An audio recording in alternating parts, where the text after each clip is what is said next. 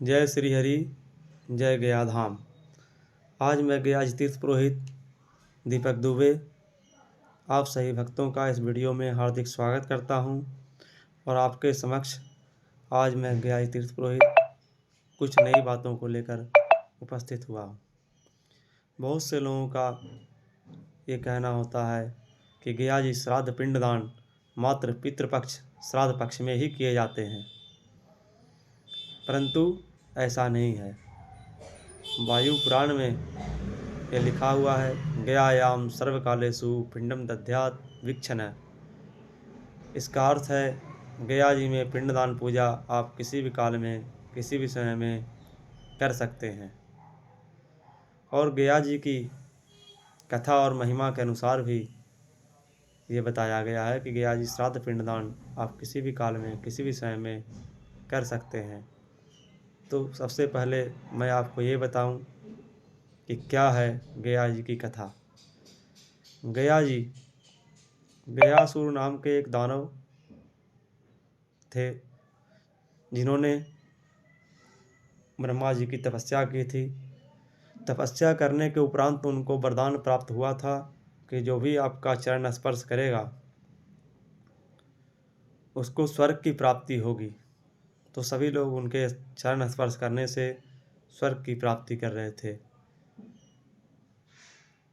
तो भगवान यमराज ने उनसे कहा कि जब सभी लोग स्वर्ग प्राप्ति कर लेते हैं उनके चरण स्पर्श करने मात्र से, तो हमारे पास तो कोई कार्य रह नहीं जाता, तो इसका आप कुछ उपाय करें।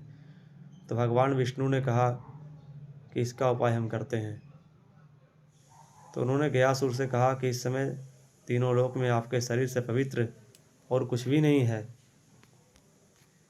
क्योंकि आपने वरदान प्राप्त कर अपने शरीर को बहुत पवित्र कर लिया है और आपके शरीर स्पर्श करने से लोग स्वर्ग की प्राप्ति कर रहे हैं। तो हम आपके शरीर पर यज्ञ करना चाहते हैं। गयासुर का शरीर 5 कोस में है। पंचकोशम गया चित्रम कोशमेकम गया शिरः। 5 कोस में शरीर और 1 कोस में सिर। 6 कोस के विशालकाय राक्षस थे जिनका नाम गयासुर था। तो गयासुर ने कहा कि जब भगवान स्वयं हमारे शरीर पर यज्ञ करना चाहते हैं तो इससे बड़ी बात और क्या होगी। तो गयासुर ने कहा कि हम अपने शरीर यज्ञ के लिए आपको दे रहे हैं। गयासुर लेट गए। लेटने के बाद उनके ऊपर धर्मशिला नाम का एक पर्वत रखा गया, जिस पर 16 ऋषियों ने भगवान विष्णु का यज्ञ प्रारंभ किया। यज्ञ के समय श्वास लेने मात्र से ही शिला हिल रही थी, क्योंकि विशालकाय राक्षस थे। तो भगवान ने दाहिने पैर से गयासुर को दबा दिया और उनको बोला कि अब आपको यहीं रहना है। तो गयासुर ने कहा कि जब हम वरदान प्राप्त हमने किया और पाताल के नीचे दबे रहेंगे तो कौन हमको स्पर्श करेगा और कौन स्वर्ग की प्राप्ति करेगा और हमारे वरदान का क्या लाभ। तो प्रभु कुछ इसका भी उपाय करें।